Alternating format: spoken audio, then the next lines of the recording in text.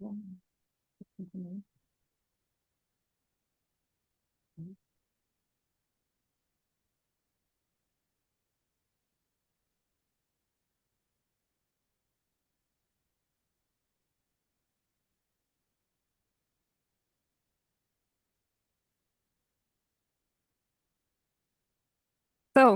good day, everyone, distinguished guests and participants, colleagues and friends, and a very warm welcome to this seminar on the path to gender equality in the context of food security, transforming policy to action. My name is Johanna Bergman-Lodin, and I am a senior researcher at the Swedish University of Agricultural Sciences, where I conduct research on agricultural intensification and commercialization processes in sub-Saharan Africa from a gender perspective. And I have particularly focused on the interface of new agricultural technologies, gender and generational relations, and smallholder well-being. I'm really delighted to be with you today, and we will soon delve into this critical topic.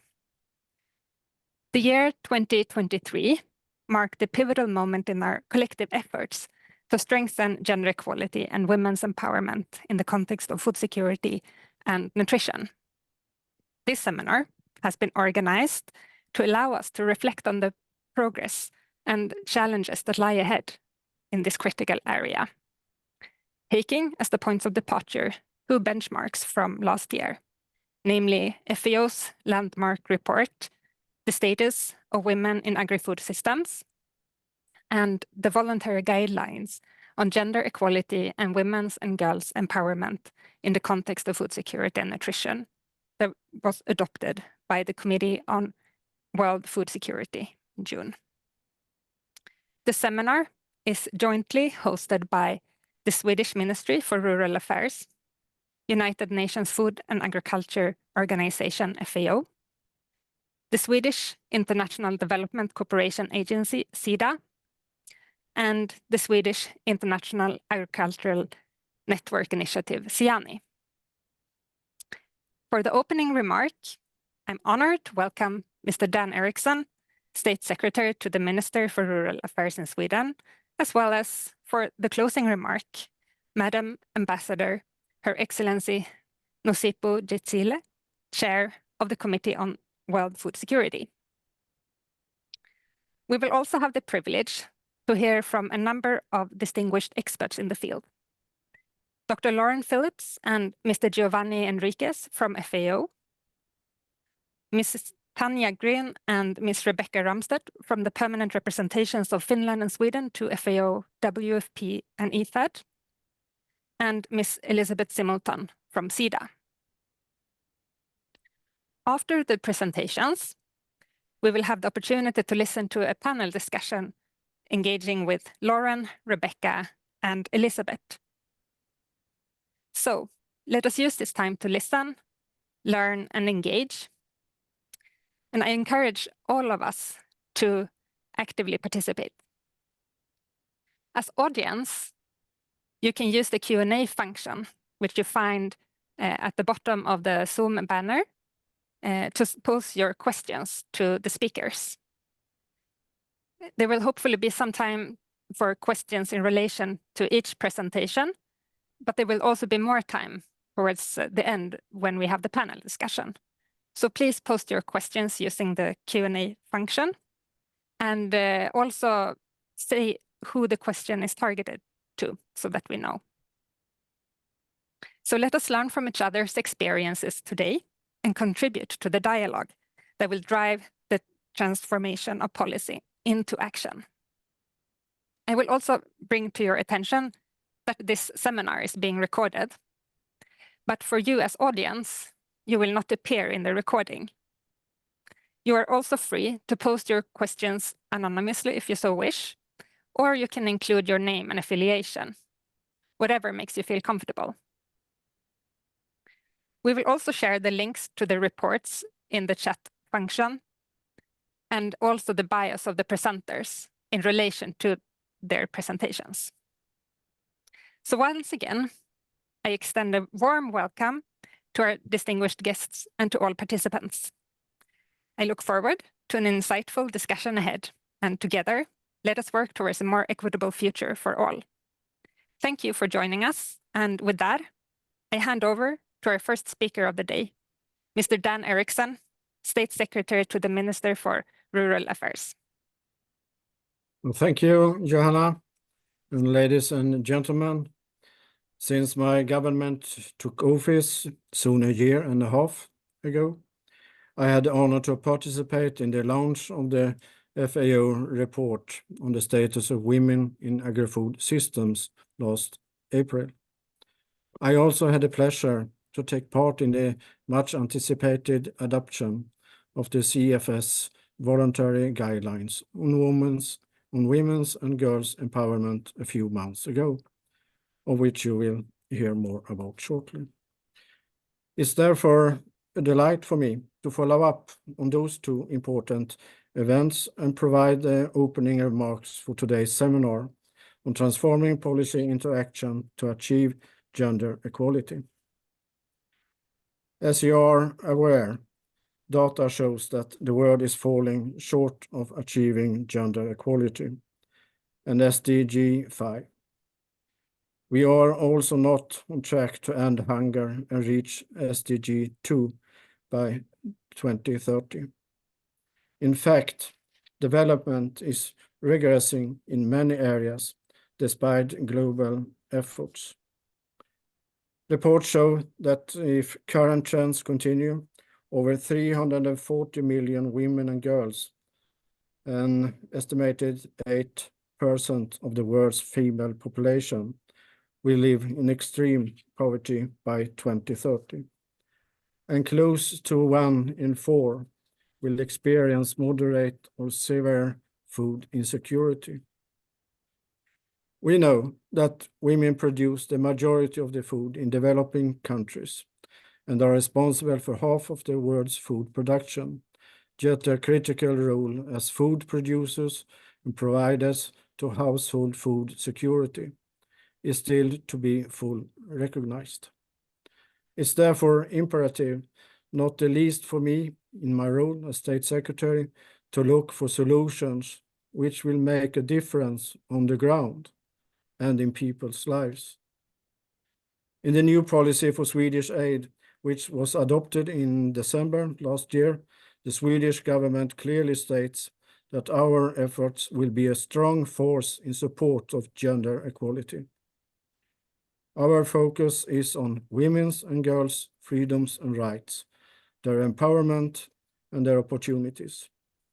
Women's and girls' freedom to decide over their own lives is not only a goal in itself, but also a means for a positive development in society as a whole.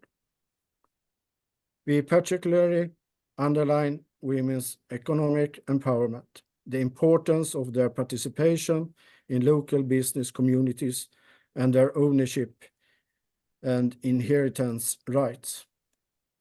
One specific focus area is to decrease the digitalization gap between women and men, for which the FAO reports show some positive trends. We are also keen to strengthen gender equality in Sweden in the area of food and agriculture. In 2020, a study was carried out in order to map the state of play concerning gender equality within the agrarian sector. Based on the study's recommendations, initiatives have been taken to highlight the importance of gender equality for competitive farming and for innovative and sustainable agriculture. Another interesting example is the Gender Equality Academy under the umbrella of the Federation of Swedish Farmers, which has been around for 15 years. In a recent stocktaking, the Academy concluded that there is a continued need to improve gender equality from an economic perspective, but also a need to influence public opinion and to reach beyond the area of rural affairs through increased multi-stakeholder collaboration.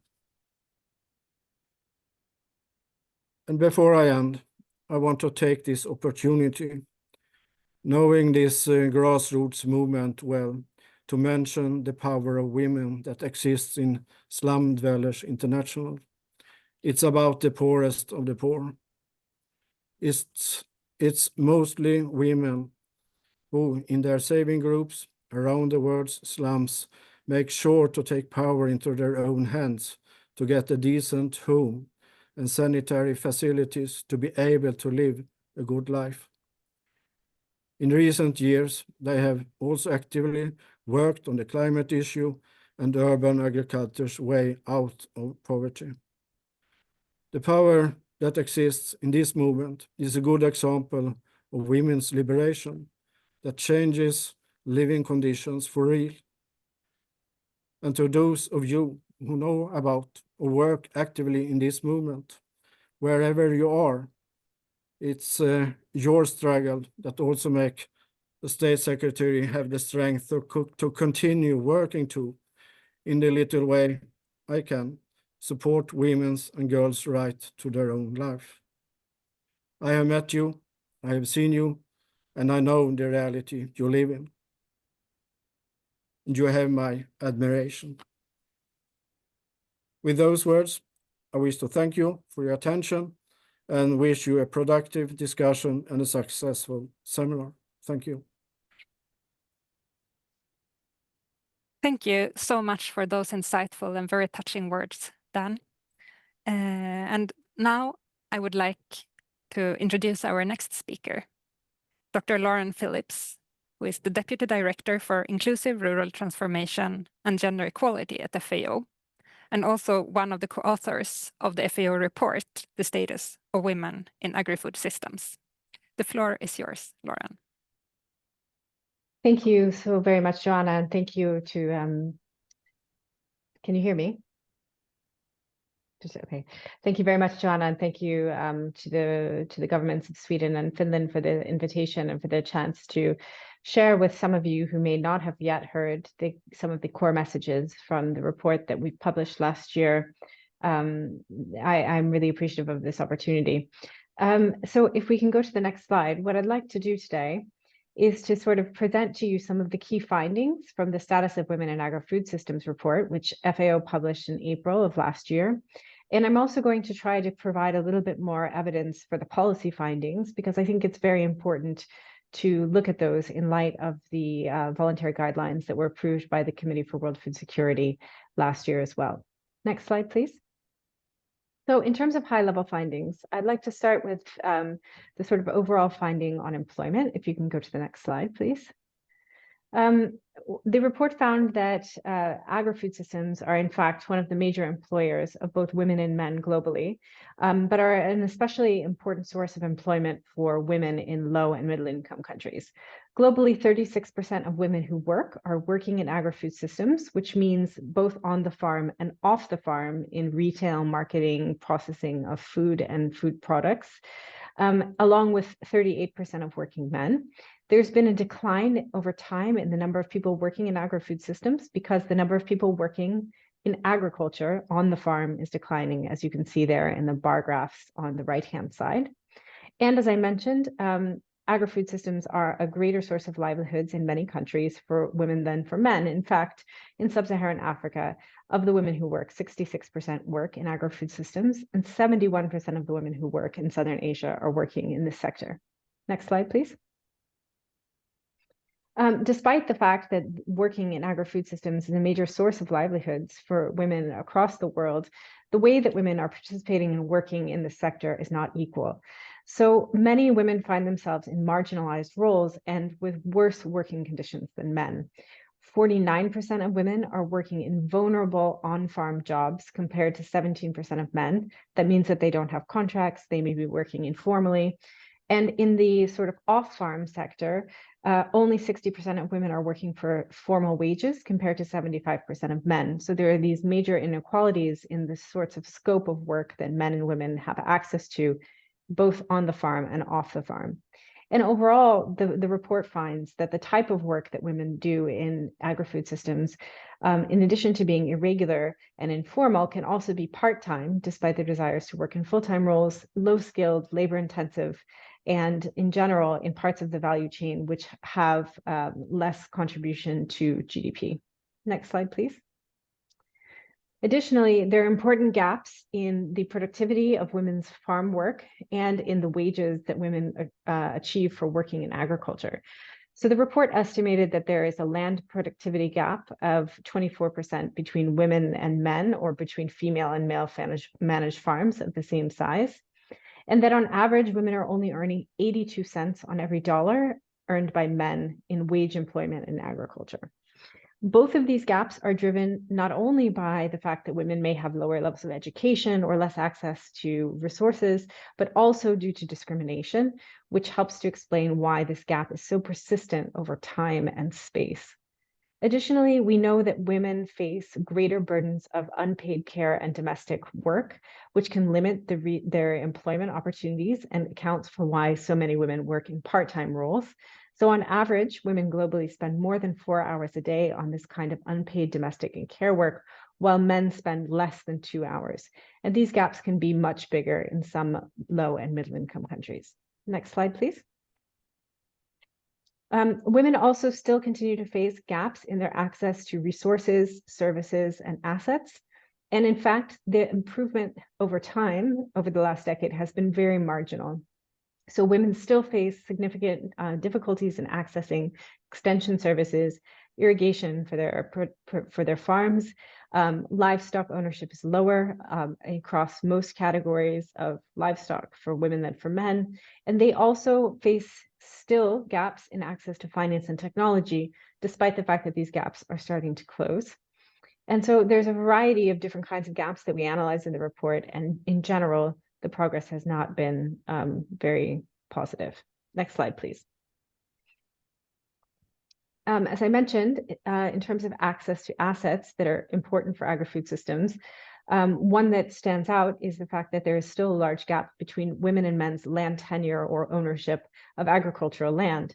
So of the countries that report to FAO on the SDG indicator 5.8.1, 40 out of 46 countries have greater ownership of land for men than for women. And in half of the countries that report on indicator 5.8.2, there is low protection or very low protection for women in land rights policies. And as I mentioned, right, we still have a gap in access to technologies, which could be very important for women's productivity. So there's a gap of 16% in mobile internet access, for example. Next slide, please. There's also unequal access for women to water. I mentioned irrigation already, but the policy frameworks in most countries are not inclusive of women's needs in water management. So only 47 out of 104 countries have specific policies to include women's participation in the management of productive and domestic use water. And as I mentioned, there's female-headed households are having gaps in access to irrigation in countries like Ethiopia or Malawi, where data is available. Next slide, please. A lot of these gaps that I'm mentioning and sources of gender inequality are driven by discriminatory social norms and rules, which affect women and girls disproportionately across the world. Social norms are very restrictive and they remain slow to change. They're conservative in many places. The good news is that the policy framework is becoming more inclusive of the challenges that women and girls face, and 75% of policy documents that we analyze for the report at least recognize that women face particular challenges in agriculture and in rural development, but less than 20% of those same policies had specific goals related to improving gender equality. Additionally, the report engages with the evidence on empowerment and its importance for driving other types of outcomes that we care a lot about in agri-food systems, such as whether or not diets are of high quality, whether children have good nutrition, and whether there is agricultural productivity at higher rates. So generally what we find is that when women are empowered, all of these outcomes improve, particularly nutrition of children, household level food security, and production, as I mentioned. Next slide, please. Now, just to tell you some of the policy findings of the report in terms of what has worked, and I think this is very important for the discussion we're going to have. The first is that approaches which not only try to close some of the asset and resource gaps that I mentioned, but also try to engage with social norms, we call these gender transformative approaches, are very cost effective and can have a positive impact at local level of shifting the way that men and women and communities interact. So the evidence on this shows that when you engage with men and boys and strengthen women's land ownership, you can have improvements, for example, in the productivity of value chains or engagement in contract farming work. There's evidence from countries like Zimbabwe, for example, that one approach, which is a gender transformative approach that was piloted by IFAD, the GALs, can increase the number of women who take leadership positions and who speak publicly. And there's also, a growing sort of field of research to show that these are cost-effective interventions. We need rigorous quantitative evaluations to show this, but there is a sort of a growing set of evidence around this. Next slide, please. The second major policy recommendation that we highlighted in the report was that access to formal childcare is a major way that policymakers can try to improve the participation of women in agri-food systems employment. It both increases the likelihood that women will work and the returns that they achieve for their work. So this evidence was strong in, for example, the Democratic Republic of the Congo, where women who were farming were offered childcare services, and this both improved their sense of control over their work and their happiness, as well as the sort of income that they were able to achieve. Next slide, please. Land tenure is also a major sort of lever for improving outcomes in agri-food systems for women. If we close gaps in land tenure, we can strengthen women's bargaining power, their human capital, natural resource management, access to services, resilience to climatic and other shocks, food security, and decrease the incidences of gender-based violence. This evidence comes from a broad variety of studies which have been published over the past 10 to 15 years. And as I said, they show that there's a high impact on bargaining power, on human capital, and natural resource management. Next slide, please. Additionally, the report focuses on the importance of approaches which are working with women in groups, because these kinds of approaches can increase both women's empowerment and their resilience. It can strengthen their access to income earning opportunities, improve social outcomes, and help for women to take more strong leadership roles, for example, in the tea sector in Kenya. It can also be a way to help the most marginalized women farmers, younger farmers, less educated farmers to participate, even though to date their participation in farmers' organizations tends to be less. And we need to sort of make a link in this research between group-based approaches and social norms and empowerment. Next slide, please. The report finishes with 3 major calls to action, which we are happy that our partners, some of those of whom have organized the seminar today, are really taking to heart. The first is that we need to continue to invest in high-quality research and data which is disaggregated by sex and age, as well as other dimensions like disability status, Indigenous peoples, etc. The reason for this is that all of the data that we were able to accumulate for this report was thanks to improvements in sex disaggregated data, but we noticed that there were a lot of areas where there's still not good data on livestock ownership, on extension services, on climate impacts. For example, there's still not very good sex disaggregated data in this sector. The second call to action is around intervening at scale. The FAO report found that using gender transformative or using approaches which were able to close asset and resource gaps could increase global GDP by 1%, which is a third of Africa's GDP per year, or provide food security for 45 million people. And third, the report said that intervention should be intentional and try to focus on women's empowerment as an outcome, in addition to all of the other things they're trying to achieve, because doing so could help to improve the incomes of an additional 58 million people and improve the resilience to climatic and other economic shocks for an additional 235 million people. So I thank you very much for your time and attention. And I'm looking forward to answering questions about this report or about its implications for further work that's ongoing. Thank you.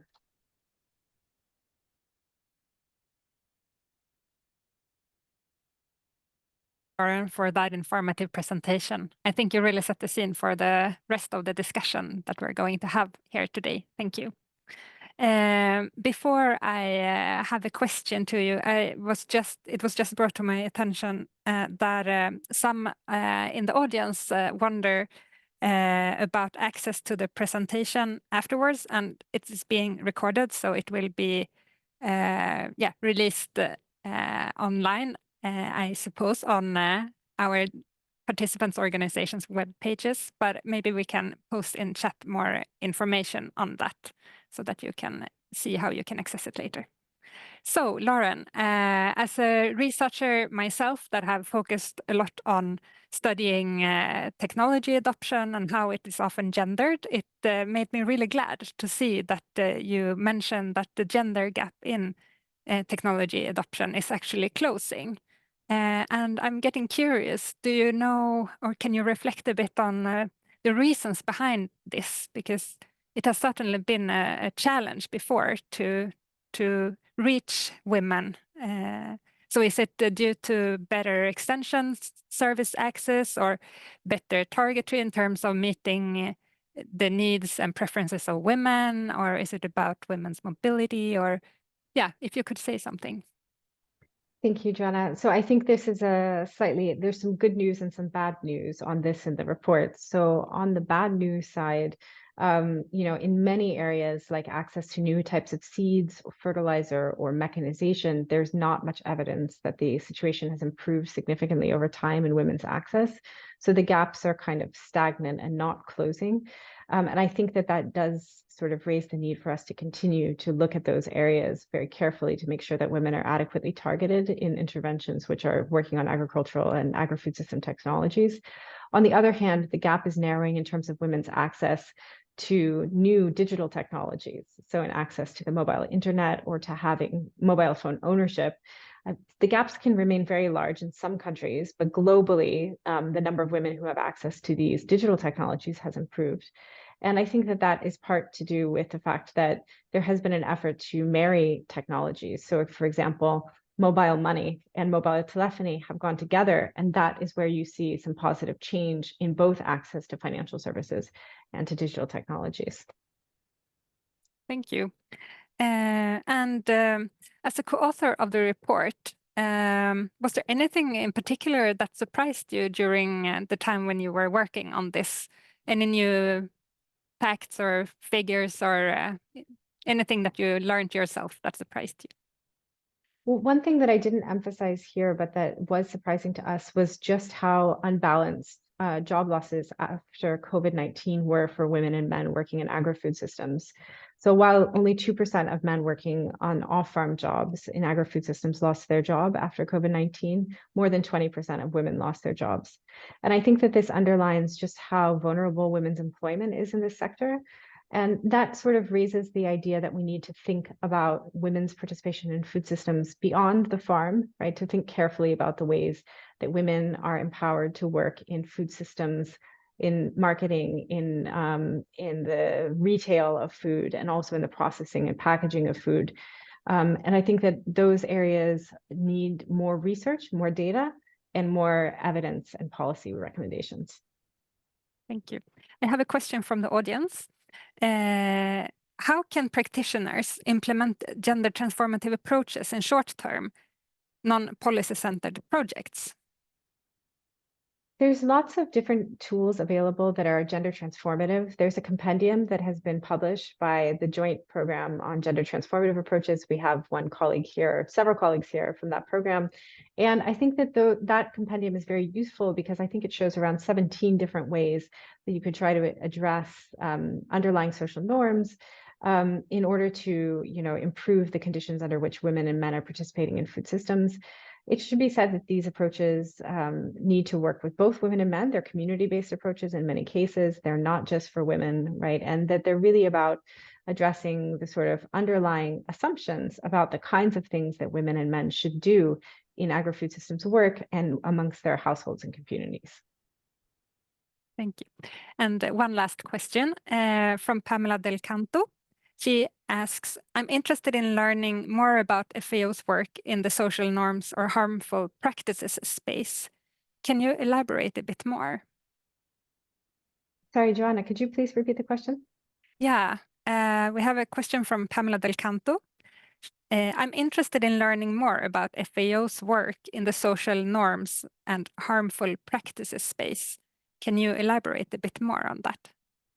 Yes, absolutely. So I think that we're going to hear from one of our colleagues who's been working on the Gender Transformative Approaches project. But I think that a lot of the work on these types of practices are around the prevention, elimination of gender-based violence, but also around addressing norms like those that say women should stay at home instead of engaging in paid work, those that reduce women's mobility and girls' mobility, norms that put a heavy burden on women and girls for domestic work, care work, the job of collecting water, for example, interventions which look comprehensively at the household and the community to see how the role of women and men can become more equal in communities and society are very important. Thank you. So thanks very much. Now it's time to move on to our next speakers, and we will return to you later in the panel discussion. So next, we will find out more about the CFS Voluntary Guidelines on gender equality and women's and girls' empowerment in the context of food security and nutrition. I'm very happy to welcome Ms. Tanja Gren, Permanent Representative of Finland to FAO, WFP and IFAD, and Ms. Rebecca Ramstedt, Program and Policy Officer at the Permanent Representation of Sweden to FAO, WFP and IFAD. Tanja was the co-chair of the open-ended working group on these guidelines, and Rebecca was one of the EU co-focal points representing EU and its member states during the last round of negotiations of the guidelines. Unfortunately, Tanja could not participate in person today, but she has kindly enough recorded a video for us. So we will first watch this video, and then I will hand over to Rebecca. And I believe that they will take us a bit behind the scenes of these negotiations. So here is the video by Tanja.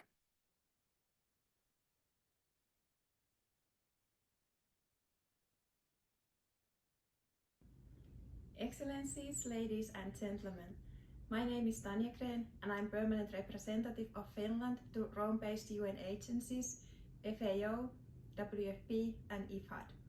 It is my great honor to attend this very important event. I will talk you about the CFS Voluntary Guidelines on gender equality and women's and girls' empowerment in the context of food security and nutrition.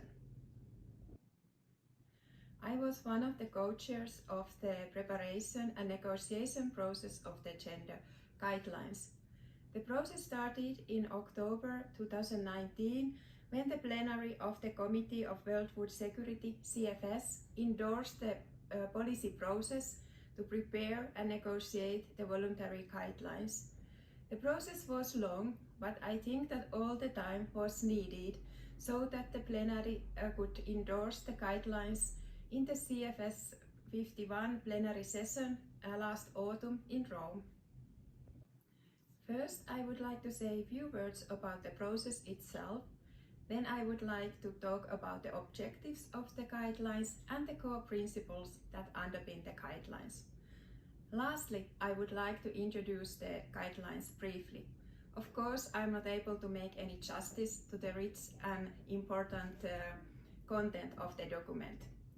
Hence, I would like to encourage everybody to study the document and use and implement the guidelines. To advertise a bit, the guidelines are to be found at the CFS website. The preparation and negotiation process was inclusive and member states, the indigenous peoples and civil society mechanism and private sector mechanism of the CFS, as well as other stakeholders, participated actively in the process. Due to the COVID-19 pandemic, the beginning of the process was fully virtual, and the hybrid meetings, in-person participation were possible only after the negotiation process had already started. For example, the 6 regional consultations were organized only virtually, providing with inputs and comments for drafting the first draft of the guidelines. There was a strong goal in the beginning of the process that the guidelines should be concise, reader and user friendly, and providing with concrete recommendations and guidance.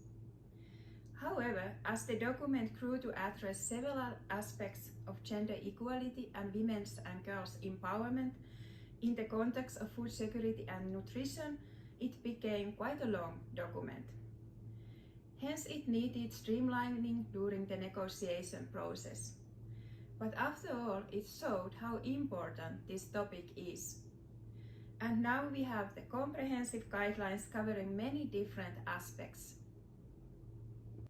The core objective of the guidelines is, of course, to support member states and other stakeholders to advance gender equality and women's and girls' rights and women's and girls' empowerment in the context of food security and nutrition. The objective is also to provide concrete policy guidance for member states and all other relevant stakeholders, as well as to share best practices and lessons learned. Regarding the nature of the guidelines, the gender guidelines are non-binding and voluntary as all other CFS policy products. They are also complementary and supportive of national, regional and international initiatives. Even though the gender guidelines are addressed primarily to governments at local, national, regional and global levels, they are aimed to all stakeholders that are involved in addressing food security and nutrition, gender equality and women's and girls' empowerment, such as intergovernmental organizations, UN agencies, civil society organizations, private sector and research organizations, among others. Next, I would like to briefly introduce the content of the guidelines. The gender guidelines consists of 4 parts. The first part lays out the background, objectives and nature of the gender guidelines. And the second part defines the core principles. The main part is part 3, and I will come to back that in a minute. The part 4 focuses on promoting implementation and monitoring of the use of the gender guidelines. Just shortly on the core principles of the guidelines, which are, among others, commitment to human rights and the realization of the right to adequate food, non-discrimination, empowerment of all women and girls, country ownership, evidence-based approach, inclusiveness, and multi-stakeholder collaboration and partnership. The gender guidelines provides with cross-cutting recommendations, emphasizing, for example, the promotion of full engagement of men and boys as strategic partners and allies in addressing the structural barriers to gender equality. It also urges governments to implement, strengthen and introduce legislation promoting non-discrimination and gender equality. One important recommendation is also to collect, analyze and use data disaggregated by sex, age, disability and other variables. The main part of the guidelines, part 3, includes 9 sections, presenting first issues and challenges of each section, and then providing with policies and strategic approaches to governments and all other stakeholders to address those challenges in the context of food security and nutrition.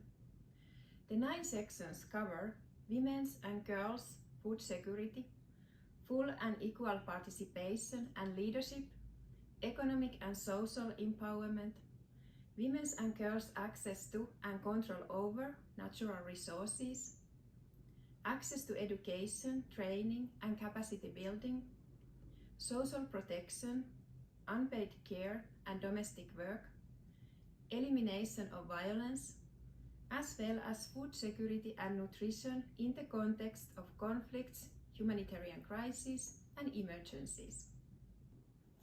This list illustrates well that the gender guidelines cover a wide range of critical topics. During the process of the negotiations, there were questions why these guidelines are needed. I think the gender guidelines themselves give an answer to this question, and I quote, "Discrimination and inequalities worsen food insecurity and various forms of malnutrition, particularly for women and girls. In the challenging global context, addressing gender inequality and achieving the realization of women's and girls' rights is urgent and more important than ever to achieve food security and nutrition for all. Supporting the rights and empowerment of all women and girls, particularly those in vulnerable situations, is also one of the most effective ways to improve food security and nutrition for all, women themselves, their family, community, and society." End of the quote.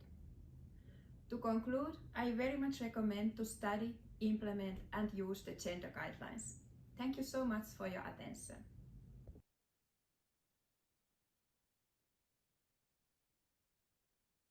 So without further ado, I leave the floor to Rebecca. Welcome. Thank you, Johanna. Dear participants, Your Excellencies, ladies and gentlemen, colleagues, it's a great pleasure for me to participate in this event and together with Tanya speak about the CFS Voluntary Guidelines on Gender Equality and Women's and Girls' Empowerment in the context of food security and nutrition. Next slide, please.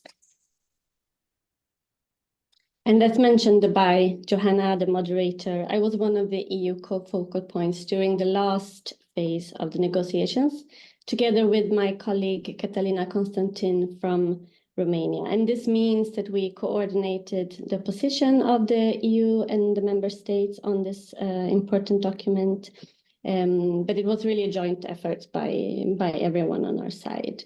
And here below you can see a picture from the last day of the final negotiations. We look a bit tired, but also very happy that we managed to come to an informal consensus before the endorsement in the plenary that you see a photo from above with the CFS chair at the time, the secretariat, all the co-chairs, including Tanya to the right that just gave a good overview of what is contained in the document. And in my presentation, I will walk you through the process, including the basis for the last round of negotiations. I will also highlight some of the challenges that we faced and present the solutions that finally led to consensus. And last, I will briefly talk about the next steps. Next slide, please. So let me rewind a little bit. As you've heard, it was a long and difficult process at times. The guidelines, they were planned to be finalized already back in July 2022 when there was a negotiation process. And while most of the document had been agreed on, there were some issues, especially around gender-related language, that the membership could not agree on, unfortunately. And another factor that played in here was also the time pressure that we had in the end. There were several weeks of negotiations, but in the end, I think the time pressure also didn't create the right enabling environment to move forward, but rather created tensions in the room. So we needed more time to find a compromise. But also at the end of this week of negotiations at the end of July, it was not clear if there was enough political will to continue. And I remember the last words of Tanya when she closed that meeting, which was to be continued, and that was really the case. And then we had some months also to have informal discussions leading up to the CFS 50, where evidently the guidelines could not be endorsed, but there was a strong support shown by all members and mechanisms in the CFS during the plenary session. For example, there was a regional statement delivered by Ambassador Gisile from South Africa, who is also with us in the webinar today, including a number of national statements in support of the continuation of the voluntary guidelines, and there was a common understanding of the importance of addressing gender equality, women's and girls' empowerment in the context of food security and nutrition. So in 2000 and, there's a mistake there, I see. It was in 2023, negotiations and conversations continued, which finally led to consensus and endorsements of these guidelines. And a lot thanks to all the members, the CFS chair, secretariat, and so on, and everyone's commitment. Next slide, please. But to talk you through a little bit the basis for the negotiations that we all agreed to more or less, at least, it was to take no step back. We knew it was going to be difficult, but while CFS is maybe not the space to advance on the global gender agenda, still within the mandate of food security and nutrition, to not go backwards, but a small, at least, or as big as possible step forward. Another thing was also to stick to the around 80% of the text that had already been agreed, which is the major part of the document. And the CFS chair proposed some solutions to contentious language, which was based on multilaterally agreed language, especially the Agenda 2030, but also the UN General Assembly resolution on improvement of the situation of women and girls in rural areas from December 2021. And what made these negotiations successful, I think, was there was a common understanding and agreement on the importance of the issue in the room. There was a political will to finalize the product. Everyone wanted to finalize it and for endorsement at the CFS plenary. Compared to the previous round of negotiations, there was more mutual understanding. The atmosphere is very constructive, even if there are differences between delegations and positions and so on.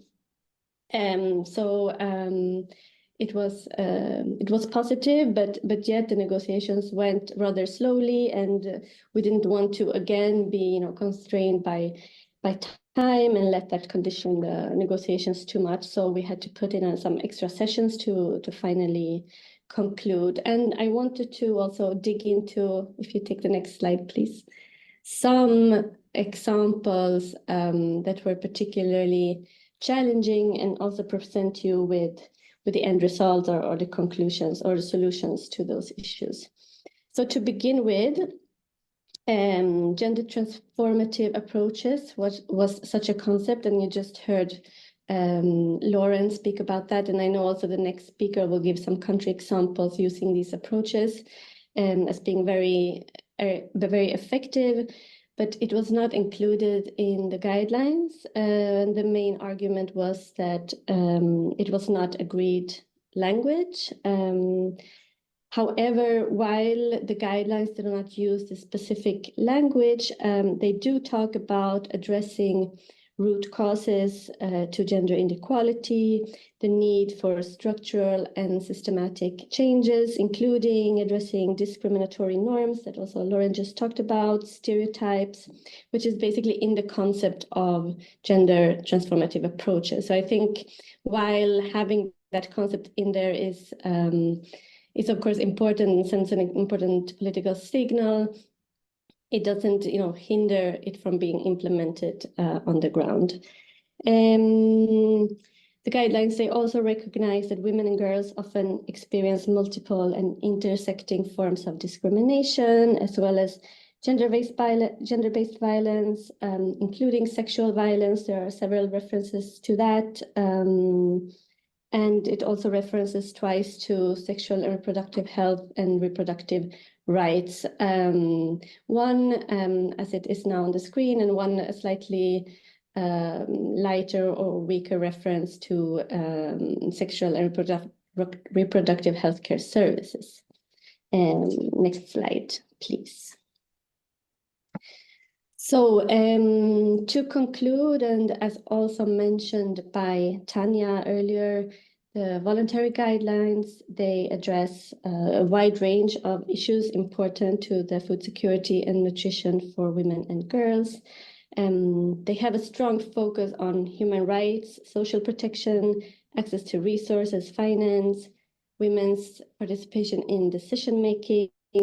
They highlight the importance of disaggregated data by sex, age, etc., which we also see in the FAO report as important.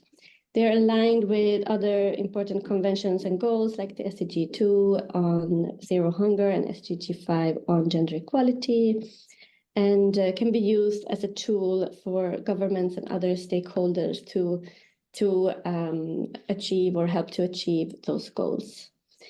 So to sum up, the voluntary guidelines, they may not be perfect, but they are a step in the right direction. And most importantly, they are not a step back, but of course they need to be implemented. The document, the product is valuable, but only if it's implemented. So like others, I'm also encouraging everyone to use it and implementing it on the ground. And I think it has good prospects for that because it had a strong support of everyone involved in the process. So it's important to keep this momentum.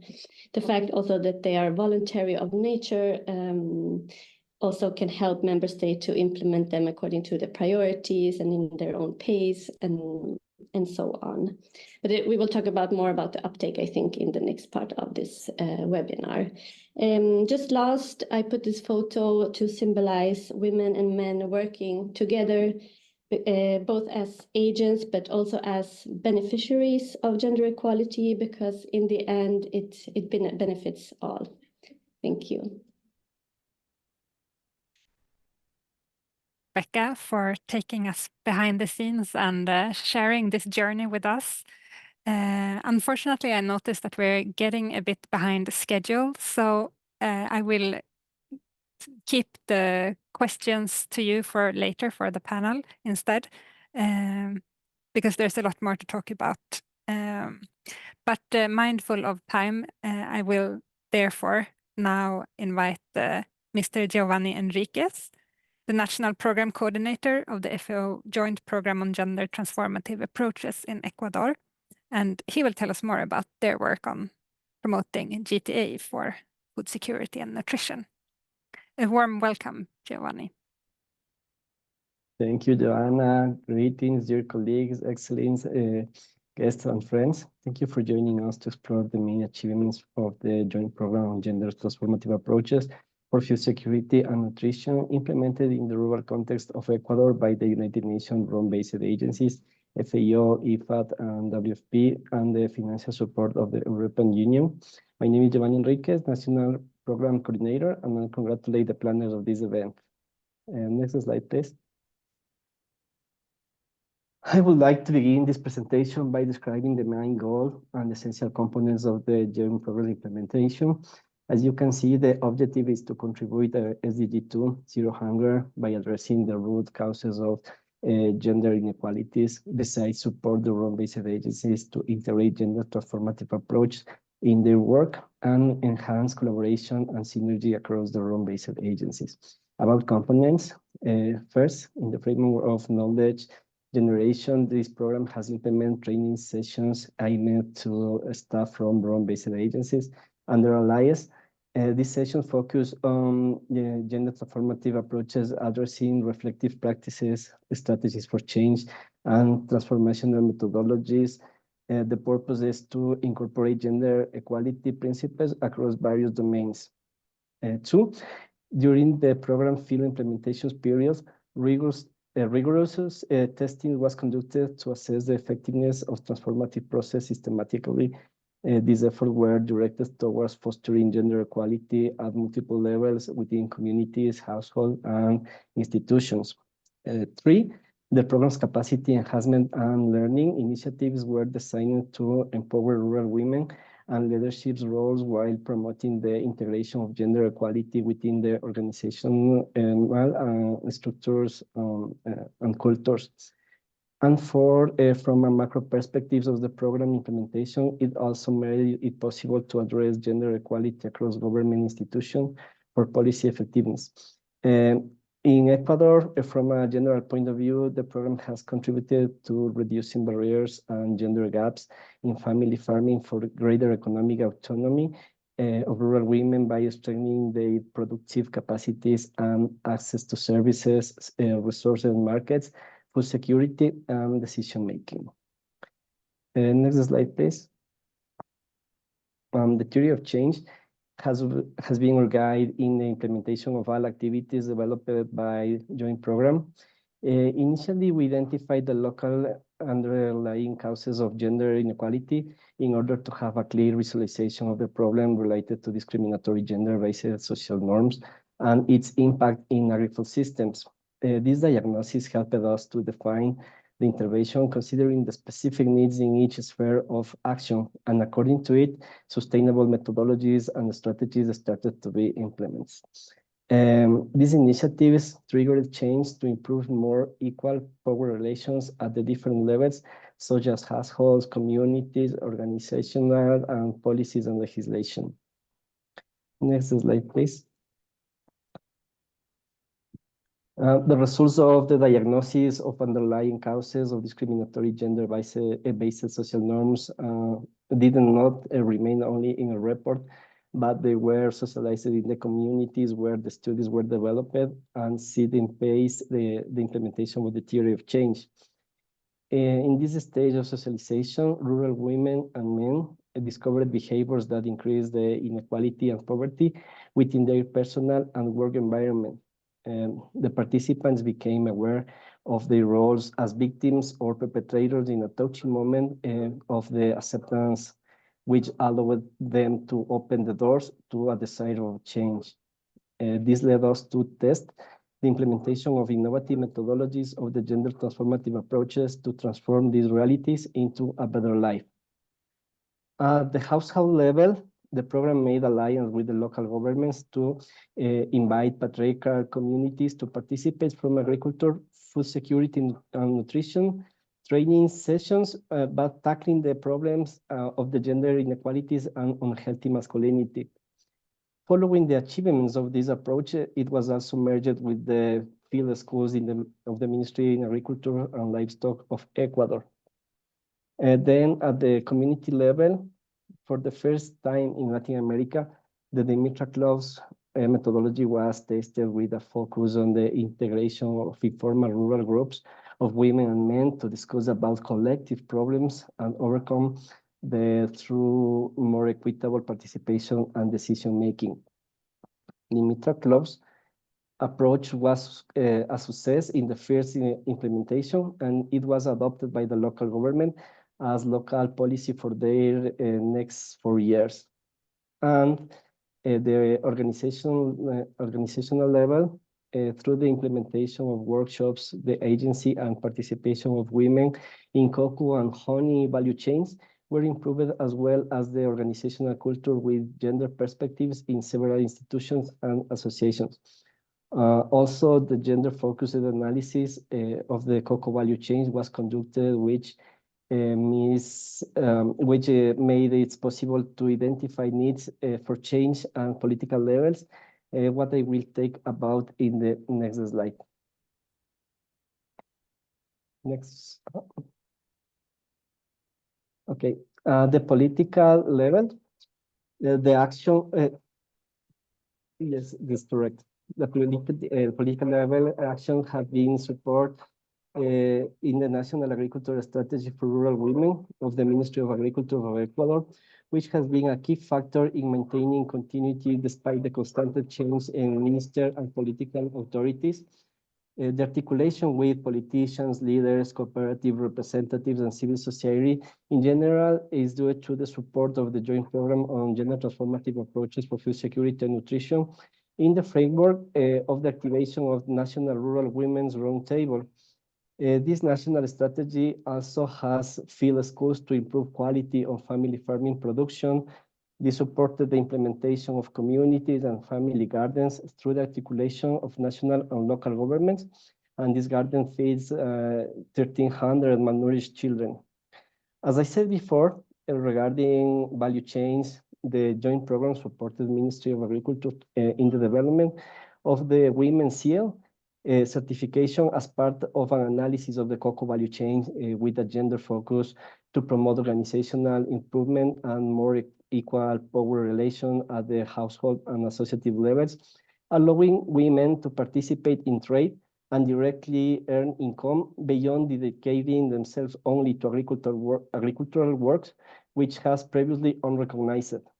Furthermore, it was necessary to visualize it in a practical and credible way, which motivated the development of gender-sensitive indicators with a policy focus in one hand and value chain focus on the other hand. As mentioned, Lauren, before, the call to action, this initiative have motivated the development of a proposal to elevate gender action in rural context to a policy level, incorporating all the lessons learned of the joint program and using the gender-sensitive indicators to track progress and necessary investments. Next slide, please. So far, we can see the action in different spheres interconnect with each other. We can see that with the support of the joint program, women who previously avoided participating due to fear to public speaking now are holding leadership position in agricultural association and household, and at the same time are also leading and being protectors of ancestral practices and knowledge for sustainable agriculture. Next, please.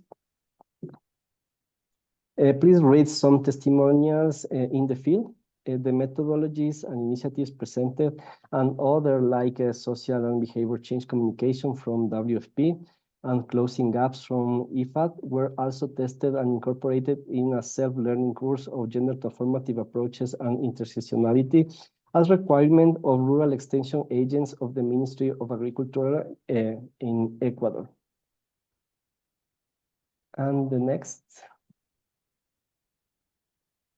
Finally, the longest journey begins with the first step, and I believe we have just taken the first step. We have guidance through the joint program, which allows us to be aware of the situation we need to transform on the path towards improving life for everyone. And that's all. Thank you very much.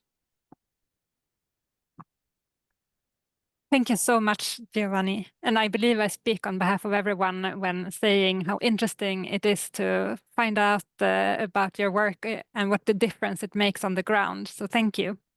As I told Rebecca, we will keep the questions for later since we are actually a bit behind the schedule.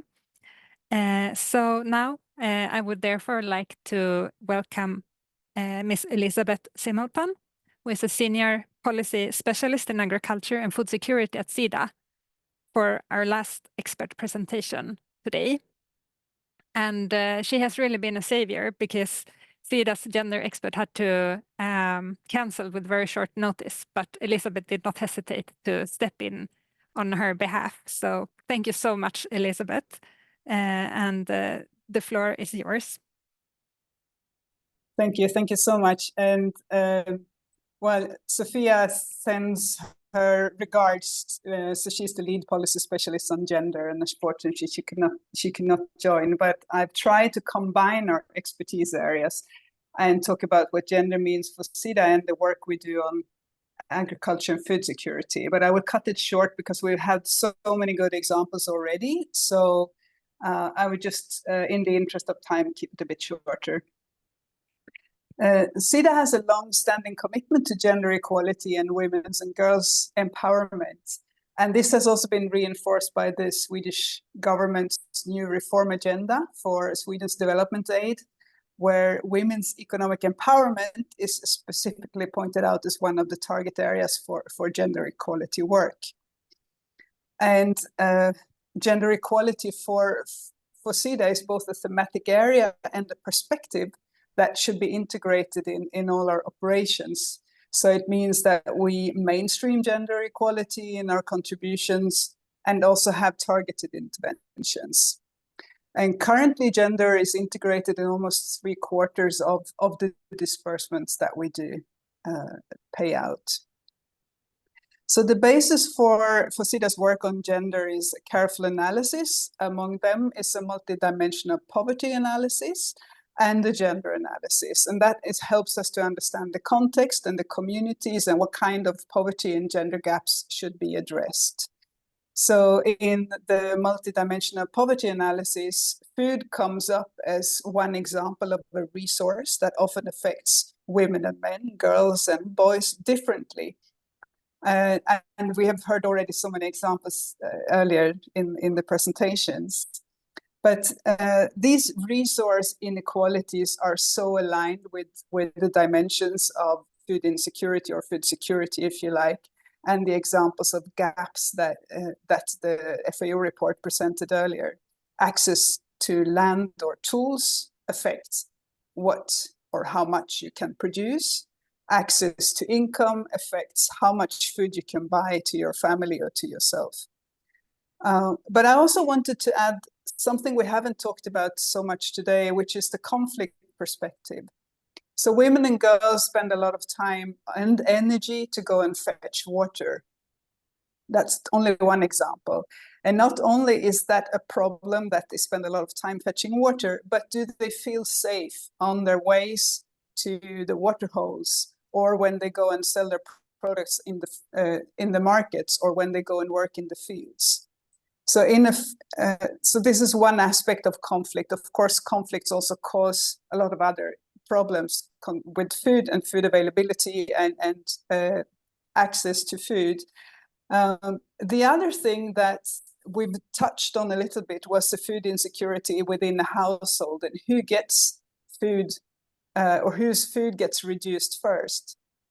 We have nutrition as one indicator of this. 1/3 of all fertile women have iron deficiency, and this is only one of several health issues that also disfavors their ability to contribute again to the work. The other thing I wanted to mention too was that women and men and girls and boys, of course, are not homogeneous groups. These all have individual abilities to shape their own lives. That's affected by a lot of other things, such as age and gender identity or gender expression, their sexual orientation, disabilities, as we've heard mentioning a little bit about, ethnicity, religion, and lots of other things.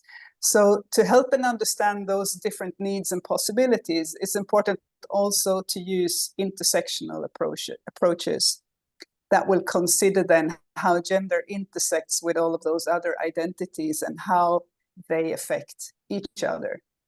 So I just wanted to try and give a short example of how this gender integration might work in a Sida-funded program. Let's say we're targeting the fishery industry. First, we need to recognize that there are both fishermen and fisherwomen. Comes as no surprise for most of you. Acknowledging that these types of discriminations and resource gaps that we've just heard about and affect women differently from men. And it also gives them less time to work outside the home and to earn money. And from this would follow then that women often operate on a smaller scale and closer to home compared to men who often would become then the larger scale fishermen. So in the activities that we would aim to improve the methods or the fishing value chains, for example, we'd need to understand how those differences play out and what the inequalities are, so that we're not increasing or creating new inequalities in the programs that we develop. There are similarities to, this was fishery, but there are similarities also to agriculture and forestry, of course. So at Sida, we also want to work for transformative and durable sustainable results.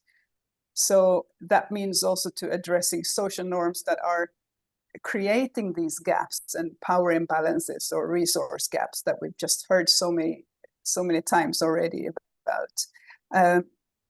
it also means that those results may vary a lot in different contexts. There is no one program that fits everywhere. And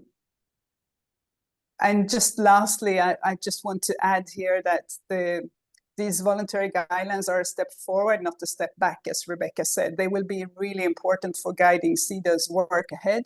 It will help us bring together gender and food security and achieving all the dimensions of food security so that people can move away from worrying about what to eat today and start planning for tomorrow and for future generations. So Sida has been happy to contribute and co-fund these guidelines, just like others that I think we will have a little bit time to talk about in the next panel session. So let me just finish here, and I'd be happy to take questions as well if there are, and try at least. Thank you. But I think I unfortunately forgot to say that you are a policy specialist in agriculture and food security at Sida, but you come across as very knowledgeable about gender as well. So thank you very much. And given our time constraint, I will actually now invite Rebecca and Lauren to our panel, which is the next exciting part of this program. Where we will also have some time for the questions from the audience. But to start, I would like to ask you, now when we have the voluntary guidelines in place, how do we move forward to achieve uptake?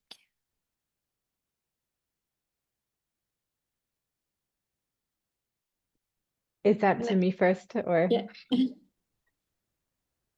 Yeah, please, Lauren, you can start.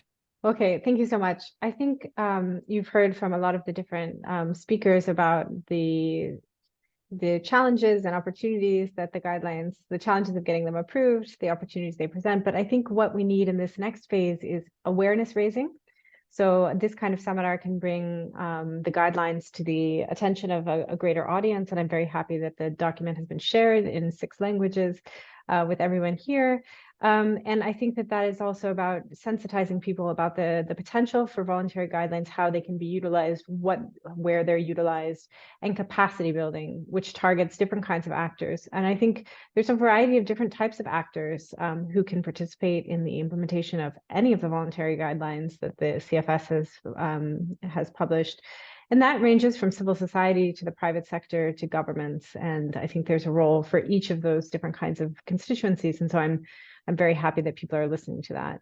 I think in the case of, for example, other guidelines like the land tenure guidelines, which were approved more than 10 years ago, we know that one of the things that made a difference was investment from the start by actors that are interested in their promotion on their implementation. And so I think in the case of gender, this is even more necessary because, you know, there is a little bit of backslipping on gender equality and women's empowerment globally happening. And so, you know, all of us working together to see how we can support investment and partnership for governments and for civil society and for the private sector to work together to implement these guidelines is definitely very important.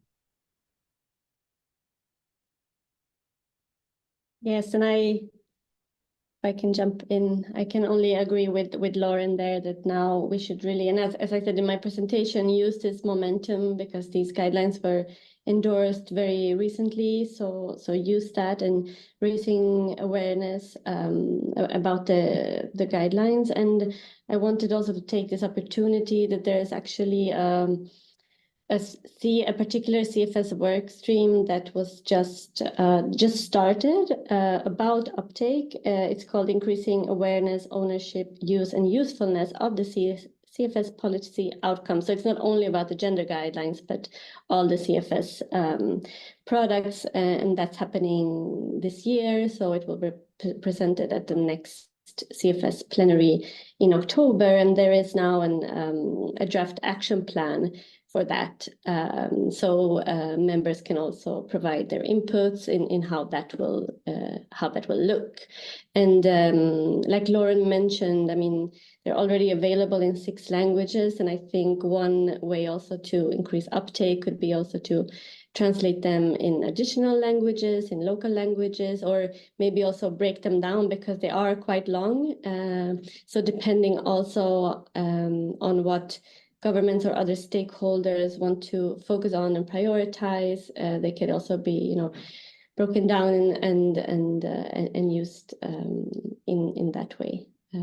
Just to mention a few things. Thank you.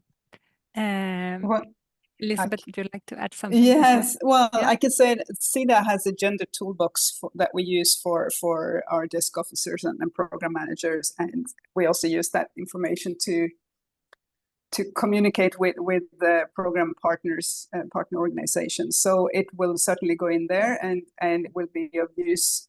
And it just reminded me that last year, I think it was at the CFS presentations, we have so many guidelines and they're voluntary, right? And we may wonder what purpose they have and if they make any difference. But really, I think there was one really compelling conversation I had last year with a woman from Latin America who said these guidelines are important because those who fight for these rights can show them to the leaders in the countries. And they can say, hey, look, this is what's going on, and others are already doing this. And then when these countries are ready to use them, they're already a good starting point, and then they can adapt them for whatever purposes they can be used for in their countries. And I think this was, to me, really something I remember so clearly. It was important for me to understand that these may not be implemented directly, immediately, but they are there for when countries are ready. And I think that's really important as well.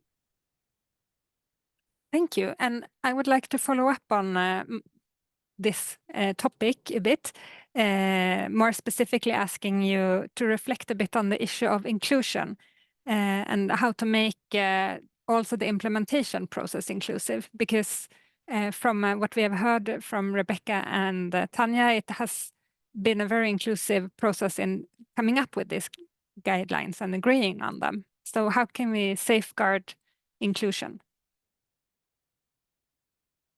I can start again if you want. I mean, I think that the guidelines themselves give a lot of hints of how this can happen, actually.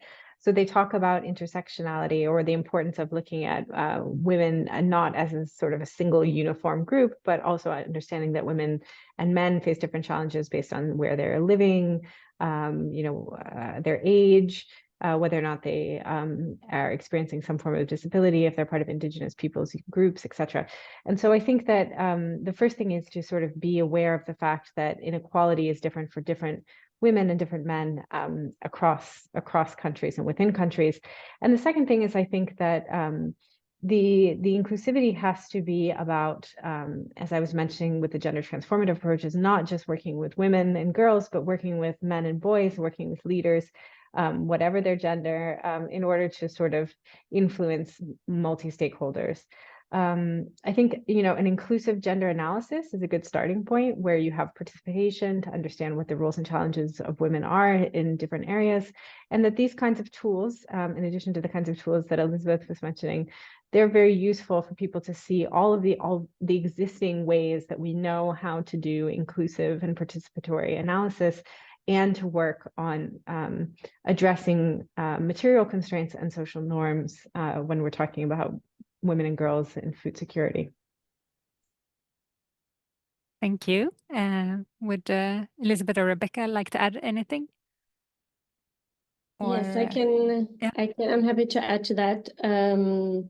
Yes, so I mean, if the entry point is to have to make a gender analysis, I think it's also important to have a solid monitoring and evaluation system in place, so you can also see what works or what doesn't work, so you can also adapt after time and adjust and improve and so on, and have feedback mechanisms.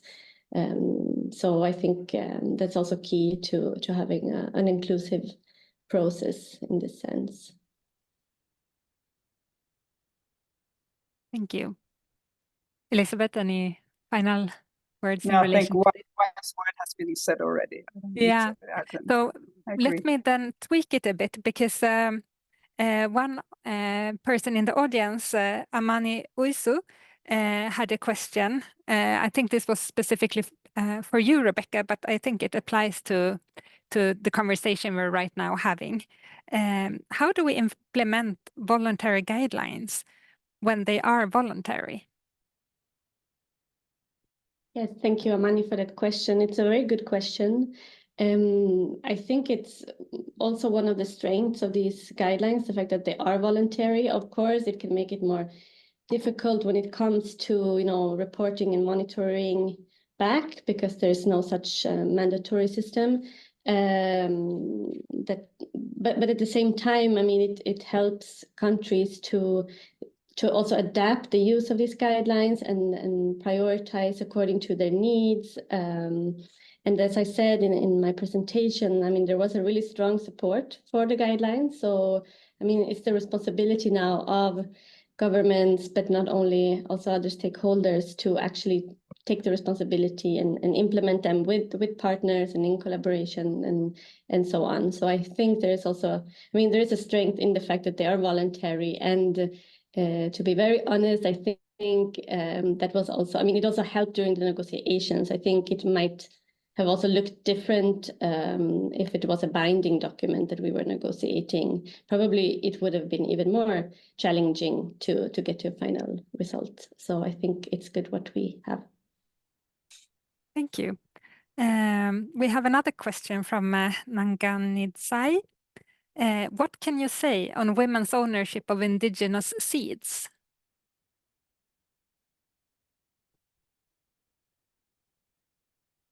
I guess there is some focus on indigenous groups, but I'm not sure if this is rather referring to like orphan seeds, like these seeds that have not been so much in focus.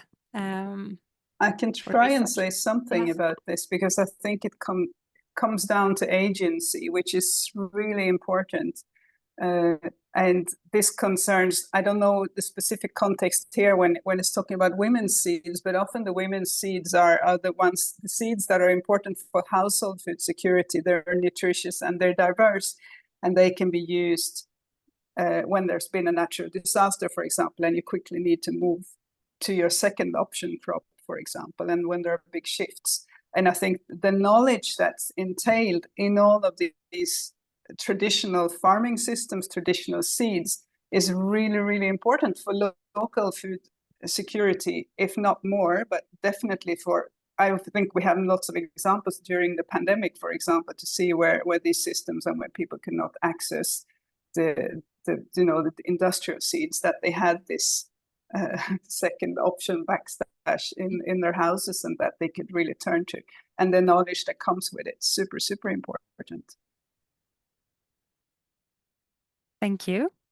There is also a question from Ute Schneiderat. Is there any research done or data available on the impact of the lack of access to menstrual health and hygiene on women's livelihoods, life, and productivity? There is a lot of research on this topic and a lot of work that's done, I would say, in a cross-cutting fashion with health ministries or health-related programs. It's not covered in the report or in the voluntary guidelines, to my knowledge, especially not in the report, I'm sure. But I do think that there's quite a lot of evaluations which look at the link, for example, between women's access to water and health, menstrual health and hygiene. So I was trying to find some key resources to answer that question in the chat. And when I do, I will put it there. Thank you. Thank you. One final question before it's time to close this seminar. This is from Rana to all of you. What do you think we, gender experts, should focus more on when providing recommendations to policymakers on mainstreaming gender into policies? What from your experience can be most challenging to do? I can start. I think one of the challenges we had when we were writing the status of women in agri-food systems was a debate amongst the people who are experts in gender about whether we should make a business case for investing in gender equality and women's empowerment, or whether this topic is so important in and of itself that we should not have to justify why we're making these interventions. And we were convinced that you do still need to make a business case to policymakers about the additional impact that increasing women's empowerment or closing gaps can have on the other sorts of development outcomes that they're interested in achieving. So it's very important to say that if you can close gender gaps, you can increase food security, you can increase GDP. It's very important to say that if you have projects and policies which empower women, you can improve household income, you can improve agricultural productivity, you can improve children's nutrition, you can improve resilience to climatic shocks. And so I think that we need to emphasize those messages more, even if, as gender experts, it's often uncomfortable to have to make a sort of a hard economic case for these kinds of interventions.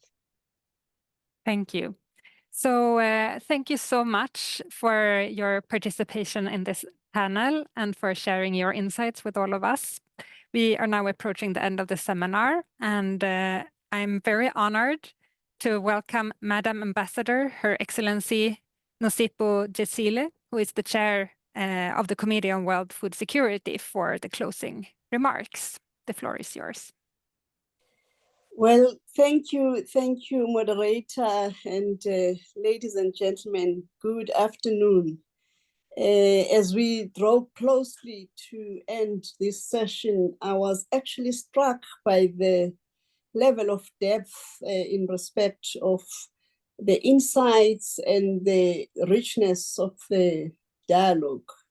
And I want to refer to it as a dialogue because, again, we are beginning to exchange views, exchange ideas about what will be, what we can do, and what is the path that we can explore to mainstream gender equality in agri-food systems.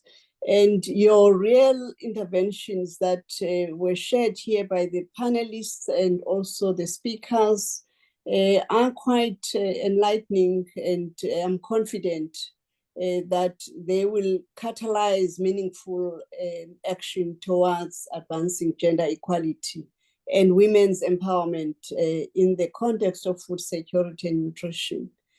I wish to extend heartfelt gratitude to His Excellency Dan Eriksson, who is the State Secretary to the Ministry for Rural Affairs in Sweden, and the Swedish Ministry for Rural Affairs, the FAO, Sida, SIANI, and also the input that was made by Her Excellency from Finland. I think that your inputs demonstrated your unwavering support in terms of both organizing this seminar, but also the processes that preceded the actual development of the voluntary guidelines in terms of gender mainstreaming or gender equality. And in essence, I think what we've had here, both in your reflections by all speakers, but also tracing back the processes of 2023, which actually is the year that helped to give more impetus and through the significant milestones that were shared in the journey towards gender equality, the publication of the FAO groundbreaking report that was referred to here earlier on status of women in agri-food system provided us with invaluable data and recommendations, which therefore laid the foundation for the development of the guidelines. Moreover, the adoption of the CFS voluntary guidelines on gender equality and women and girls empowerment by the Committee on World Food Security, the CFS, was a historic moment, and you saw the pictures, and it underscored our global commitment and collective determination to address gender disparities comprehensively within the context of food security and nutrition in national jurisdictions. And these key instruments or documents in themselves underscore the importance of collaborative action and multi-stakeholder dialogue and cooperation in addressing complex challenges that we face in agri-food systems. Together, let us harness the synergies between these two important resources, both, I guess, one underscored by the data or the information, but also the stakeholders that spend time negotiating were critical in the milestones that we have highlighted during this seminar today. And therefore, this aims, or at least we are in a good footing to accelerate progress towards gender equality and women's empowerment in agri-food systems. Yet, we again had throughout the discussions and the inputs that we've had this afternoon in the course of this seminar, that our progress remains tempered by the persistent challenges and obstacles despite our best efforts. Women continue to encounter barriers to access critical resources and opportunities within the agri-food systems. And in light of the example or the joint program of Ecuador that was ably presented by Giovanni, which was inspiring, it is the very first step. So there are areas where we have taken steps to begin to demonstrate what it could look like to enable gender mainstreaming and transformation in agri-food systems. And therefore, in light of these realities, it is still imperative that we continue our efforts, and our task ahead is clear. We must redouble our efforts to reverse this negative trend and dismantle the structural barriers that impede gender equality through the implementation of the CFS Voluntary Guidelines as one instrument, which is a powerful tool for change. And it provides us an opportunity to allow adaptability to different contexts, and it provides a roadmap to navigate the journey of gender mainstreaming to enable transformation and empowerment of women and girls in agri-food systems. And through the impact that can be realizable, it would not just therefore be the mere existence of the guidelines. It would be demonstrated, the impacts of the change will be demonstrated through mainstreaming and unlocking the empowerment of women, and it would give us the positive outcomes that we are looking for, both in advancing the SDG 1 as well as SDG 5. And part of the outcomes that speakers referred to today include improving nutrition levels, human capital, reference to the agency of women, enhancing and improving resilience in food systems, even the value of happiness. As you know, that a happiness index is a good index to measure the state of health of society, and therefore contributing to progressive realization of the right to food, right to life, and therefore achieving food security.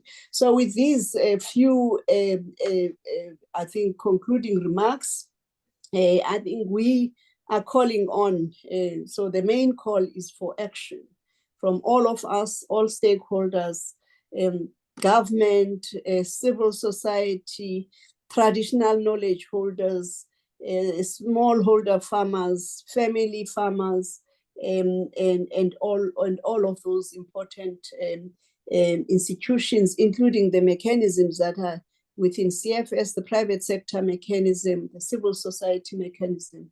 We do have adequate resources globally to pull together to really implement these voluntary guidelines and ensure that there are programs that are going to be transformative, and therefore policies have to follow the action.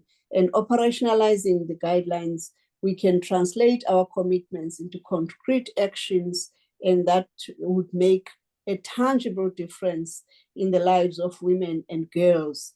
And therefore, I urge all of us to heed this call and incorporate the CFS guidelines to national policies and strategies. Let's partner with others because CFS as a Committee on World Food Security is a global platform, but it needs partners to actually take up the implementation and mainstreaming of these voluntary guidelines.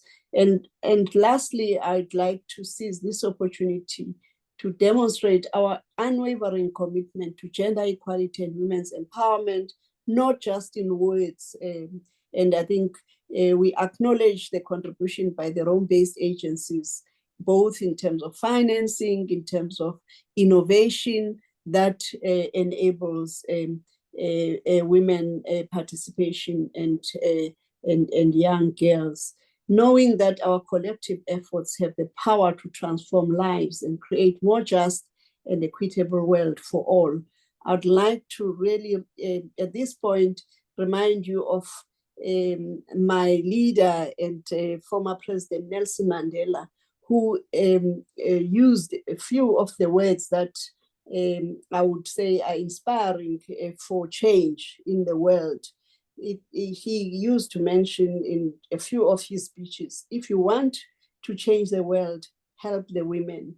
If you want to go far, then you invest time in processes and make sure that you take along all the voices and facilitate a transformative change. So this is, in a nutshell, what I thought I could convey in concluding this session. Thank you for the opportunity. Thank you to our able facilitator. I really appreciate your running of this seminar professionally. Madam Ambassador, for those powerful words. And thank you to all our speakers today. And thank you to the audience. I hope you have enjoyed this conversation as much as I have. So thank you and goodbye. Thank you. Goodbye. Thank you. Bye-bye.